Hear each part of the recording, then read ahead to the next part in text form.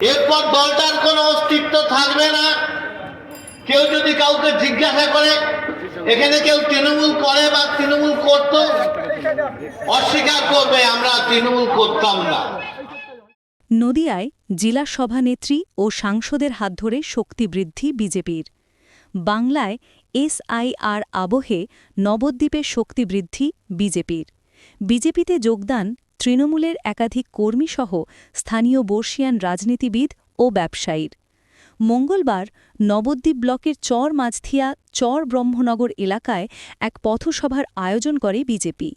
উপস্থিত ছিলেন রানাঘাটের সাংসদ জগন্নাথ সরকার, জেলা সভানেত্রী অপর্ণা নন্দী, বিধানসভার কনভেনার শশধর নন্দী, রাজ্য নেতৃত্ব গৌতম পাল, মণ্ডল সভাপতি মধুসূদন সেন, কানাই দাস সহ বিভিন্ন নেতৃত্ব ও অসংখ্য কর্মী সমর্থক।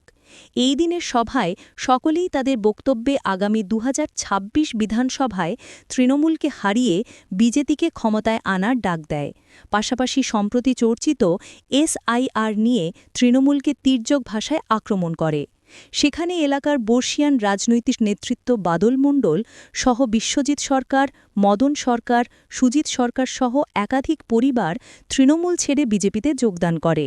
তাদের হাতে বিজেপির দলীয় পতাকা তুলে দেন বিজেপির সাংসদ সহ নেতৃত্বরা।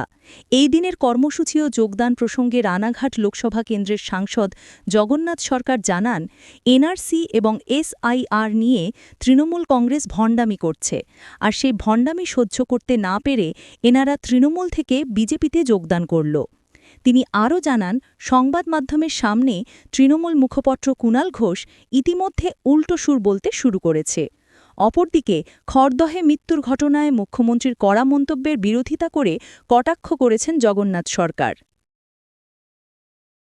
থাকবে, কিন্তু আমি বারে বারে কথাটা বলি যে বিগত দিনে এই পঞ্চায়েত সমিতি সভাপতি ছিলেন, জেলা পরিষদের সদিচ্ছাকে আমি স্যালুট জানাই।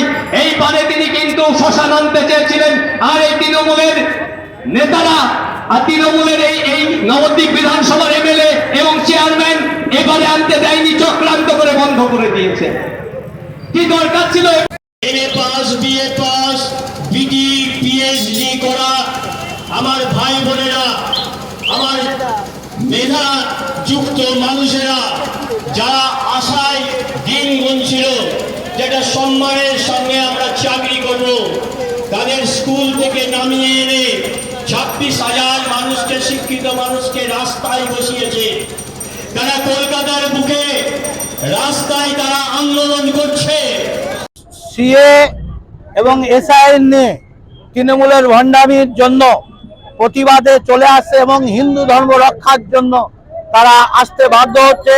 তাদের বক্তব্য, যেভাবে বাংলাদেশ বানানোর চেষ্টা চলছে, জয় বাংলা স্লোগান চলছে এবং যেভাবে বিভিন্ন দিকে দিকে হিন্দু নিধন যজ্ঞ চলছে, পুলিশ কিছুই করছে না, লাঠিচার্জ করছে না, মুর্শিদাবাদের গ্রামের পর গ্রাম ফাঁকা হয়ে যাচ্ছে, মালদা, দিনাজপুর, দক্ষিণ 24 পরগনা বিপজ্জনক পরিস্থিতি, খোদ কলকাতা প্রায় বেদখল হয়ে গেছে।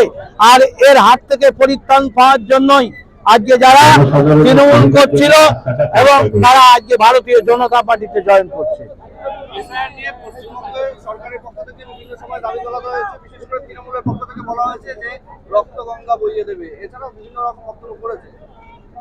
এখন সেই দলেরই মুখপাত্র কুণাল ঘোষ, বাবা বাঁচা, তোরা কিছু করিস না বলছে, ভয় পেয়ে গেছে। অর্থাৎ অভিষেকের তরপানিও নেই, দিদিরও আর গরম দেওয়া নেই, থেমে যাচ্ছে। এখন দিদির অধীনে ছত্রছায়ায় যার চাকরি করত অনেকেরই 2002 সালের লিস্টে নাম নেই, তারা এখন সিএ করার জন্য দৌড়াদৌড়ি করছে আমাদের কাছে এসে। খড়দহে একজনের মৃত্যু হয়েছে এবং তৃণমূল তার মৃত্যু আত্মহত্যা করেছেন। মমতা ব্যানার্জি যতই চেষ্টা করুন না কেন, এই সব ভণ্ডামি করে মানুষকে বোঝানো যাবে না। এসআইআর এর মৃত্যু হয়েছে, উনি কি বড় ডাক্তার প্রমাণ করে দিয়েছে এসআইআর এর মৃত্যু হয়েছে। ভণ্ডামির একটা জায়গা আছে, ওনার কথা আর খাবে না মানুষ।